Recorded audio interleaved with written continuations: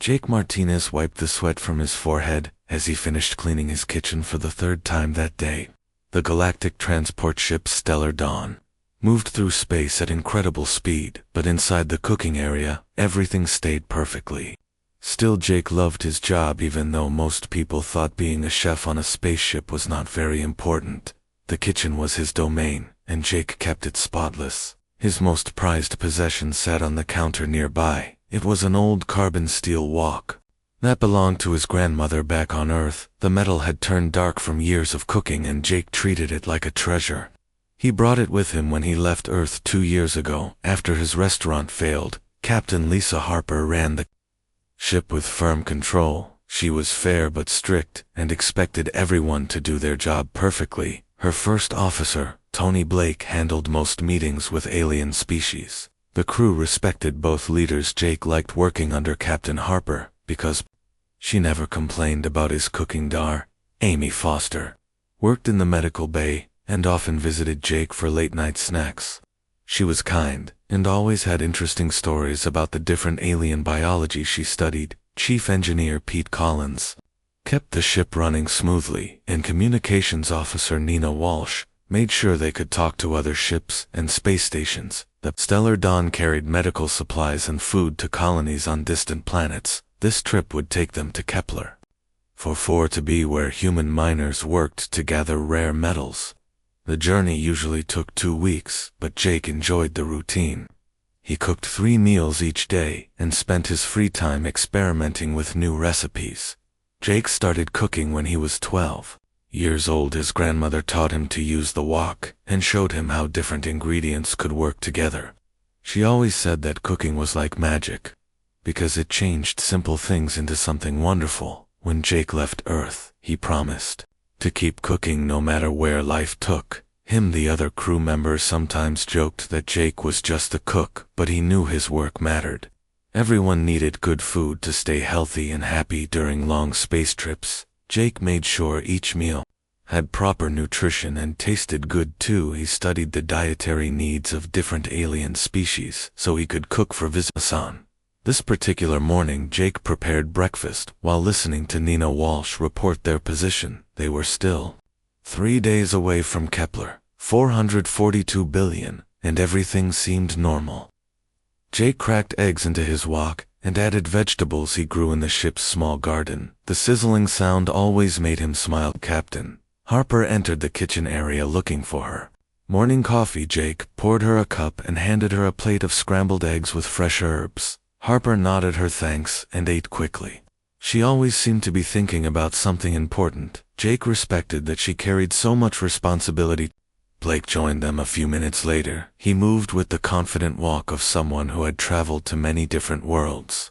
Blake had learned to speak several alien languages and often served as translator during first contact situations. Jake admired how easily Blake adapted to new cultures. The day continued normally until afternoon when Nina Walsh announced they were receiving a distress signal. The message came from somewhere nearby, but the location seemed strange because no regular shipping routes passed through this area. Captain Harper called all senior officers to the bridge. Jake continued working in his kitchen, but he could hear voices through the communication system.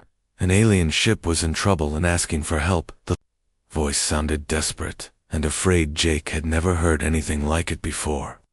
The alien spoke in broken human language, mixed with clicks and growls. Captain Harper made the decision to investigate, even though it meant changing course. Jake felt the ship turn as Pete Collins adjusted their direction. The Stellar Dawn was not a military vessel, but Captain Harper believed in helping anyone who needed assistance.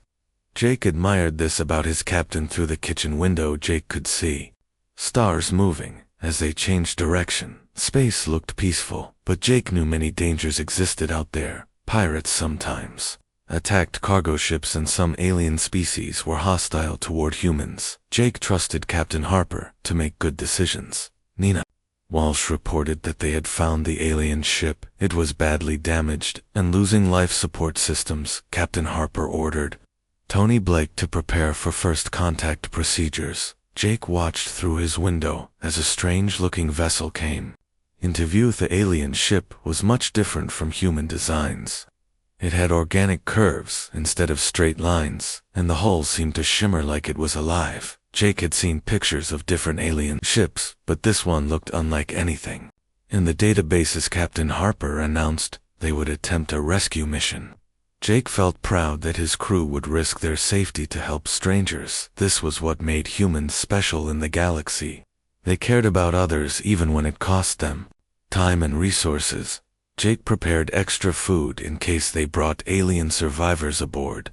He researched what he could about different species, dietary needs, and made sure he had ingredients that would not poison anyone. His grandmother always said that sharing food was the best way to make friends. The alien captain identified himself as Thrak Voss from the Zephyrian Empire. Jake had heard of Zephyrians before. They were famous throughout the galaxy as fierce warriors who valued honor above everything else. It seemed strange that such powerful fighters would need rescue from humans. As the stellar dawn moved closer to the damaged ship, Jake felt excitement mixed with worry. This was his first real adventure since leaving Earth. He hoped everything would go smoothly and that they could help the aliens get back to safety. Jake checked his wok one more time and made sure his kitchen was ready for anything. He did not know that this rescue mission would change his life forever, or that his cooking skills would soon become the most important weapons on the ship. The rescue operation started well. Captain Harper guided the Stellar Dawn close to the damaged Zephyrian ship, while Tony Blake prepared the docking procedures. Jake watched from his kitchen window as the two vessels connected with a soft thump that vibrated through the hull. Thrak Voss came aboard first, followed by 3 other Zephyrian survivors. The aliens were much taller than humans, with thick gray skin and 4 arms each. They wore damaged armor that looked like it was made from some kind of metal Jake had never seen before. Their faces had no nose, but large black eyes that seemed to see everything. Amy Foster immediately began treating the injured Zephyrians while Captain Harper and Tony Blake listened to Thrak Voss explain what happened. His ship had been attacked by something called Void Seekers. Jake had never heard this name before, but the way Thrak Voss said it made him feel afraid. Though Zephyrian captain spoke in deep rumbling voice that echoed through the ship. He explained that Void Seekers were raiders who attacked anyone they found in this part of space. They took ships and cargo but never left survivors. Thrak Voss said his crew fought bravely, but the enemy had superior weapons and numbers. Captain Harper asked many questions about the attackers while Jake prepared food for their guests. He made simple rice and vegetables because he was not sure what Zephyrians could eat safely. The aliens accepted his food gratefully, and Thrak Voss complimented Jake on his cooking skills. Everything seemed to be going well until Nina Walsh detected 3 large ships approaching fast. Captain Harper rushed to the bridge, while Jake helped Dr. Foster with the wounded aliens. The new ships were much bigger than the Stellar Dawn, and they moved with threatening purpose. The lead ship transmitted a message in harsh alien language that sounded like grinding metal. Nina Walsh worked quickly to translate the words. The aliens demanded that humans surrender their ship and all cargo immediately. They gave Captain Harper only 10 minutes to comply. Jake felt his heart beating faster as he realized they were trapped. The attacking ship surrounded the Stellar Dawn from 3 directions. Captain Harper tried to negotiate, but the alien leader laughed at her attempts. The enemy called humans weak and pathetic creatures who should not travel in space. Thrak Voss became very angry when he heard the Void Seeker transmission. He told Captain Harper that these aliens never showed mercy to anyone. They believed that killing all witnesses made them appear more dangerous to other species. Jake started to understand why the Zephyrian had been so afraid. The Void Seeker ships moved closer, and Jake could see their dark holes through his kitchen window. They looked like giant insects with sharp edges and weapon ports that glowed with evil red light.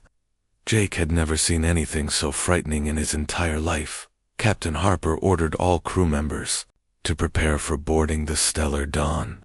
had some defensive weapons, but nothing that could fight 3 enemy ships. Pete Collins tried to boost the engines, but the Void Seekers had already disabled their main power systems. Somehow Jake watched Tony Blake hand out the few weapons they had aboard. Dr. Foster took a small energy pistol while Nina Walsh grabbed a plasma rifle from the emergency locker. Even Thrak Voss picked up a damaged Zephyrian weapon from his ship. Jake realized that nobody offered him anything. The first Void Seeker shuttle attached to their hull with a loud bang that shook the entire ship. Jake heard cutting tools working to break through the airlock. Captain Harper gathered everyone in the cargo bay to make their final stand, everyone except Jake, who stayed in his kitchen. Jake felt useless as he listened to the sounds of invasion. The Void Seekers broke through, and Jake heard strange clicking noises as they moved through the corridors. Their leader spoke through a translator device, and his voice sounded like broken glass. The enemy aliens were amazed by human technology, but also confused by many things they found. They could not understand why humans carried food preparation equipment instead of more weapons. Their leader mocked Captain Harper for traveling with a cook instead of additional soldiers. Jake listened as the crew was forced into the cargo bay. The Void Seekers disabled all weapons and communication systems methodically. They seemed to know exactly what they were doing, like they had captured human ships before. Jake wondered how many other crews had died this way. When the main group of Void Seekers moved toward the cargo bay, Jake saw his chance. He slipped out of the kitchen and crawled into the ventilation system that connected all parts of the ship. His grandmother always said he was too skinny, but now his small size helped him hide from inside the air ducts. Jake could hear Captain Harper trying to reason with the enemy leader. The alien explained that Void Seekers never left survivors because dead witnesses could not warn others about their attacks. Fear was their greatest weapon, and they protected it carefully. Jake crawled through the narrow passages until he found a spot where he could see into the cargo bay. His crewmates sat on the floor, surrounded by tall gray aliens with too many arms. The Void Seekers wore black armor that made them look like living shadows. Voss sat with the human crew, looking ashamed that his rescue had brought this danger. The Zephyrian captain kept glancing toward the corridor that led to the kitchen area. Jake realized that Thrak Voss knew someone was missing from the group. The Void Seeker leader announced that they would take the ship and its cargo before killing everyone aboard. He seemed to enjoy explaining how his species had conquered dozens of worlds using fear and superior firepower. Jake felt anger growing inside him as he listened. Dar Foster tried to argue that humans were peaceful explorers, but the alien leader did not care. He said that weak species deserved to die, and that humans would make good examples for other races. Jake clenched his fists and wished he had some way to fight back. As Jake watched his friends face death, he realized that he was their only hope. The enemy did not know he existed, and they had no idea what he might do. Jake thought about his grandmother and the lessons she taught him about never giving up. Jake looked at his hands and remembered all the skills his grandmother had passed down. Maybe cooking and fighting were not so different after all. Both required creativity, timing, and the ability to use whatever tools you had available. Jake smiled grimly as he began to form a plan. Jake crawled back to his kitchen through the ventilation system, moving as quietly as possible. He could hear Void Seeker voices echoing through the ship as they searched every room. The aliens seemed confident that they had captured everyone important. Jake smiled because they were very wrong. Back in his familiar kitchen, Jake looked around with new eyes. Everything he saw could become a weapon if he used his imagination. The pressure cookers could explode like bombs. The cooking oil could make floors slippery. His spice collection included peppers, hot enough to blind enemies. Jake picked up his grandmother's wok and felt its comfortable weight in his hands. The metal had been heated and cooled thousands of times, making it incredibly strong. He had used this same wok to cook for his family, and now he would use it to protect his new family. The first Void Seeker came into the kitchen area looking for valuable equipment. Jake hid behind the large refrigeration unit and waited. The alien was taller than any human, with long, thin arms that ended in sharp claws. Jake felt afraid, but remembered his grandmother's courage when the alien bent down to examine the food storage containers. Jake struck with his wok. The heavy metal pan connected with the creature's head, making a sound like a bell. The Void Seeker collapsed, unconscious, and Jake quickly dragged the body behind the cooking station. Jake took the alien's weapon, but could not figure out how to use it. The control surfaces were designed for hands with more fingers than humans possessed. He decided to stick with tools he understood, and began preparing his kitchen for war. The ship's intercom crackled as the Void Seeker leader demanded to know why one of his soldiers had stopped reporting. Jake realized he did not have much time before more enemies came looking. He worked quickly to set up his first trap. Jake filled a large pot with cooking oil and heated it to the highest temperature possible. Then he connected a timer to tip the pot over. When someone opened the kitchen door, he also scattered small metal marbles across the floor and covered them with a thin layer of flour too. More Void Seekers entered the kitchen together, talking in their clicking language. Jake hid and watched as they stepped on his marbles. The aliens lost their balance and fell just as the hot oil poured down on them. They screamed and ran from the kitchen with painful burns. The enemy leader's voice boomed through the ship, demanding answers. Jake knew his surprise was wearing off. The aliens would come back better prepared and in larger numbers. He needed to change his tactics and use the entire ship as his battlefield. Jake remembered that the kitchen connected to the food distribution system that ran throughout the ship. He could access this network from his control panel and send things to any location. He began loading containers with his most dangerous spices and sending them to air vents near the cargo bay. The hottest peppers Jake grew in his garden contained chemicals that burned alien respiratory systems. He ground them into fine powder and mixed the dust with the ship's air circulation. The Void Seekers guarding his friends began coughing and their eyes started watering. Jake used the ship's internal communication system to create distractions. He played loud noises in empty rooms to make the aliens think humans were hiding there when Void Seekers went to investigate. Jake attacked them from behind using kitchen knives, and his trusty wok, the enemy, began to realize that someone was fighting back, but they could not understand how. The Void Seekers had conquered many species and always faced direct military resistance. No one had ever used cooking equipment as weapons. Before Jake's tactics confused and frightened them, Jake found the ship's emergency supplies and discovered containers of industrial cleaning chemicals. He mixed different substances together, creating smoke bombs that filled corridors with thick gray clouds. The aliens could not see through the smoke, but Jake knew every passage by memory, moving through his own ship. Jake felt like a ghost striking without warning. The Void Seekers became nervous and started making mistakes. They fired their weapons at shadows and argued with each other in their harsh language. Jake could hear frustration in their voices. The kitchen became Jake's fortress, where he prepared new attacks. He made flashbang devices from pressure cookers filled with combustible spices. When Void Seekers tried to enter his domain, the explosions temporarily blinded and deafened them. Jake would strike while they were confused.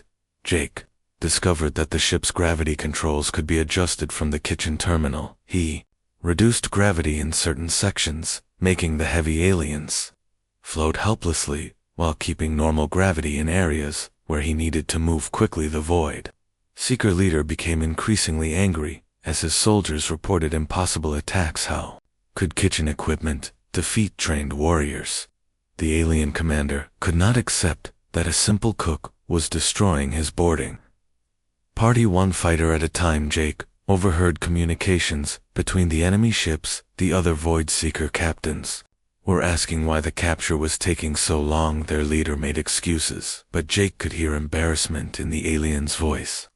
No one wanted to admit defeat by a human food preparer. Using the ship's heating system, Jake created zones of extreme temperature that the aliens could not tolerate. He turned some corridors into ovens, while making others as cold as space. The Void Seeker's armor protected them from many things, but not from environmental extremes. Jake's greatest advantage was that the enemies kept underestimating him. They expected conventional warfare with energy weapons and military tactics.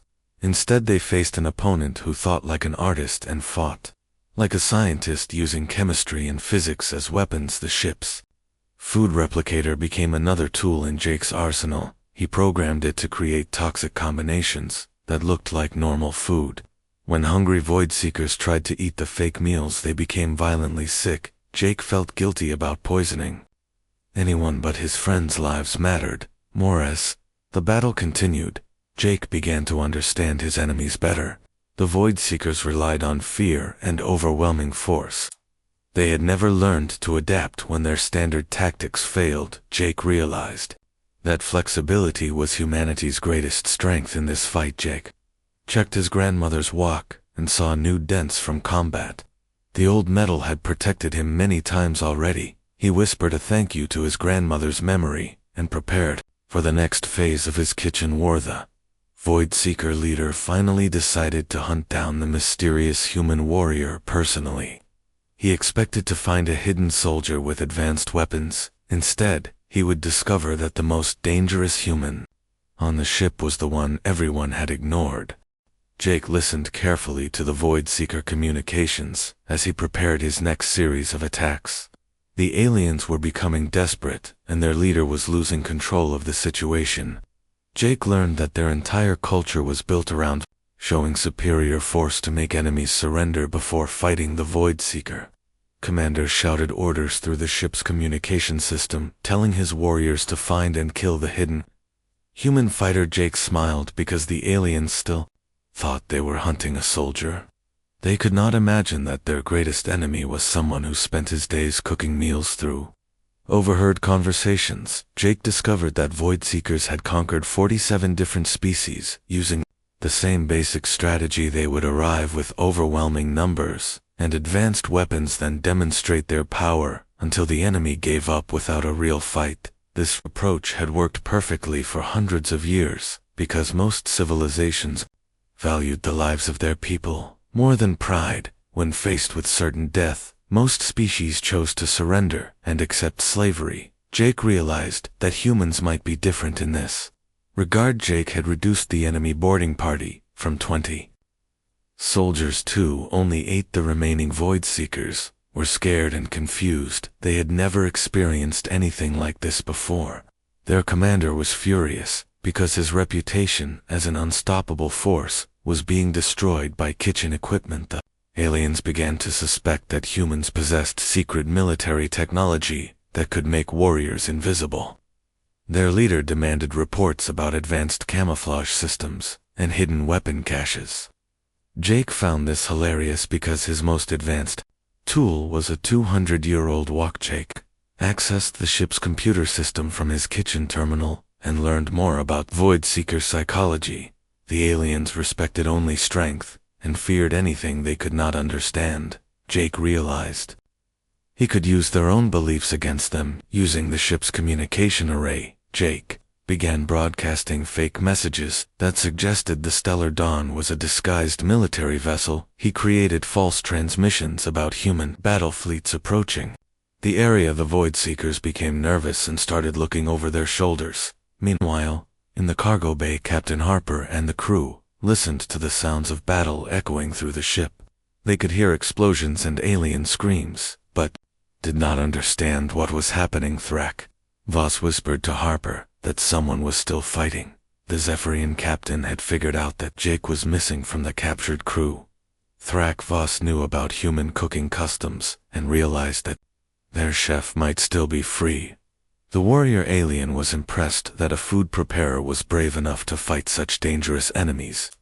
Jake discovered that the ship's environmental controls could be adjusted to create atmospheric conditions that favored human biology while disadvantaging the Void Seekers. He increased oxygen levels in his areas while reducing it where the aliens operated. The Void Seekers began experiencing breathing problems and fatigue, while Jake felt energized and alert. He also adjusted humidity and temperature to create conditions similar to Earth's tropical regions, where humans had evolved to survive in challenging environments. Jake's most successful attack came when he accessed the ship's automated systems. The Stellar Dawn had robots designed to serve meals and clean common areas. Jake reprogrammed these machines to carry his chemical weapons throughout the ships.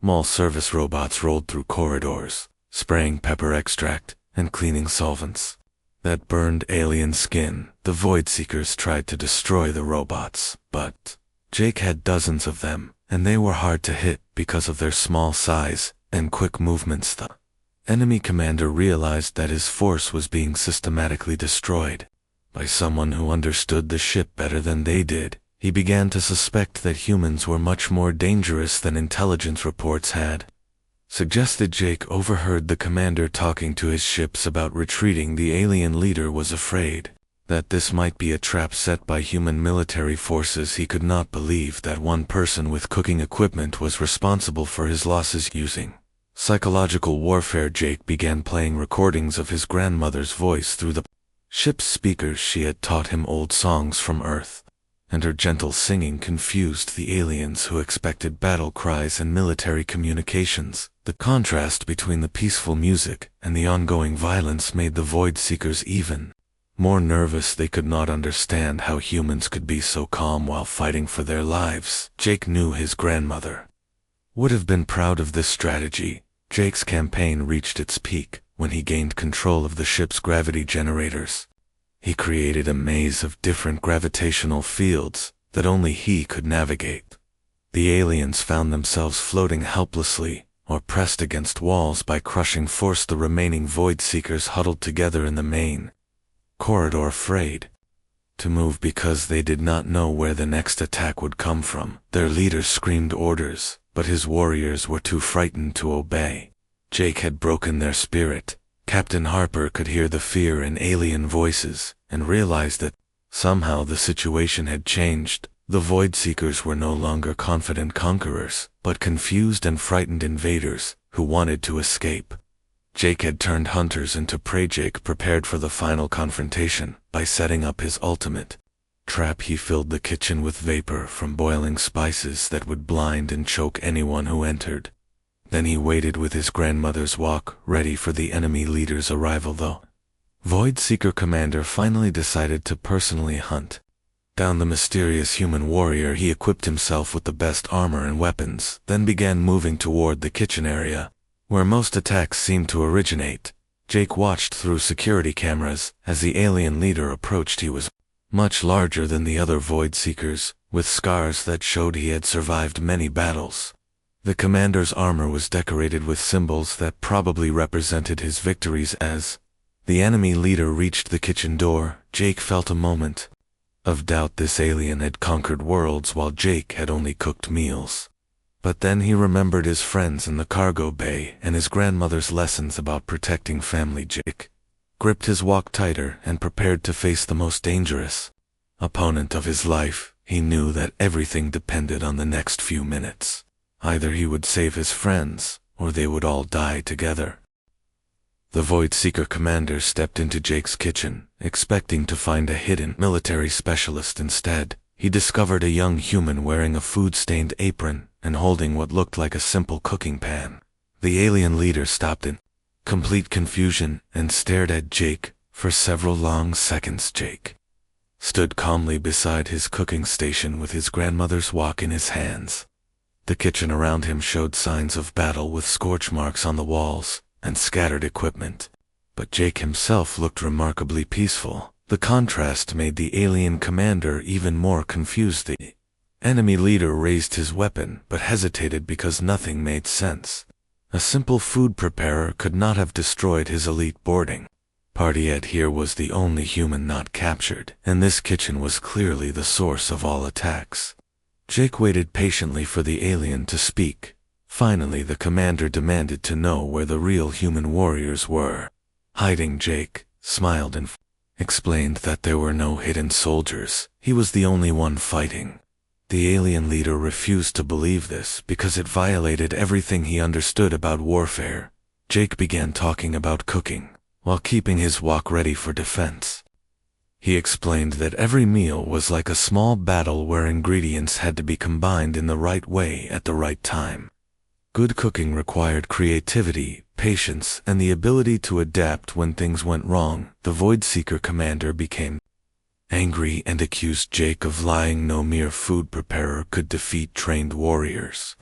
Jake calmly disagreed and said that cooking taught him everything he needed to know about chemistry, physics, and psychology. He had simply applied these lessons to fighting. Jake demonstrated by pointing to his spice collection. Each container held compounds that could burn, blind, or poison, depending on how they were used. His pressure cookers were just controlled explosions, and his heating elements could create any temperature he needed. The alien leader grew more frustrated as Jake continued explaining. Human strength did not come from superior weapons or armor, but from the ability to see new possibilities in ordinary things. Jake said that every human learned this from childhood by watching their parents cook. Jake picked up a simple knife and showed how it could cut vegetables or defend against attackers. The same fire that cooked food could also create smoke screens. Water could clean dishes or conduct electricity. Everything had multiple purposes if you understood how to use it. The commander finally lost his temper and charged forward with his weapon raised. Jake ducked behind his cooking station and threw a handful of pepper powder into the alien's face. The creature stumbled backward, coughing and pawing at his burning eyes. While the commander was blinded, Jake struck with his wok. The heavy pan connected with the alien's weapon arm, and Jake heard bones breaking. The commander dropped his gun and fell to his knees, clutching his injured limb. Jake stood over him with the wok ready for another strike. Instead of finishing the fight, Jake began talking about transformation. He explained that cooking was really about taking simple ingredients and changing them into something better through heat and mixing. In time, ordinary vegetables became nourishing meals. Jake said that humans believed in growth and change, while void seekers seemed to think that power came from destruction. He asked the commander what his people created besides fear and suffering. The alien had no answer, because his culture only valued conquest. The psychological impact of Jake's questions hit the commander harder than any physical blow. The alien leader had built his entire identity around being an unstoppable force. Now he was defeated by someone who talked about vegetables and transformation. Jake continued his explanation, saying that humans found strength in unexpected places. A grandmother's cooking lessons could become combat skills. A kitchen could become a fortress. Ordinary people could become heroes when they protected others. This was what made humanity dangerous. The commander realized that his understanding of power was completely wrong. If humans could turn anything into a weapon, then no amount of military force would ever be enough to defeat them. Fear would not work against a species that found courage in everyday activities. Jake helped the injured alien to his feet and offered him water to wash the pepper from his eyes. The act of kindness after battle confused the commander even more. He had never experienced mercy from a defeated enemy. Jake explained that helping others was also part of human nature. The alien leader used his communication device to contact his ships. He ordered all void seeker forces to withdraw immediately, and warned them that humans were far more dangerous than anyone had realized. He recommended that his species avoid human space entirely. Captain Harper and the crew were released as void seeker soldiers rushed to evacuate the ship. The aliens seemed terrified and desperate to escape before more humans arrived. Jake met his friends in the cargo bay still carrying his grandmother's wok. Voss approached Jake with deep respect.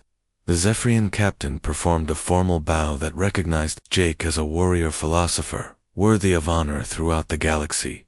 Thrak Voss said he had never seen anything like Jake's combination of creativity and courage. Captain Harper hugged Jake and thanked him for saving everyone's lives. She promoted him to head of ship security on the spot. But Jake politely declined. He preferred to remain the cook, because that was where his real skills belonged. Dar Foster examined Jake for injuries, but found only minor cuts and bruises. She was amazed that he had survived so much combat. Jake explained that his grandmother always said the kitchen was the most dangerous room in any house if you did not respect it. The Void Seeker ships departed quickly, spreading word throughout the galaxy about humanity's unexpected defensive capabilities. Jake returned to his kitchen and began preparing a celebration meal for the crew and their Zephyrian guests. As Jake worked with his scarred but faithful wok, he thought about his grandmother's lessons. She had taught him that food was about bringing people together, and now he understood that this was humanity's greatest weapon, the ability to find common ground with any Onathrak. Voss joined Jake in the kitchen and asked to learn some human cooking techniques. The proud warrior was fascinated by the idea that creation could be more powerful than destruction. Jake smiled and began teaching the alien how to properly season a stir-fry. Their story spread quickly through galactic communication networks.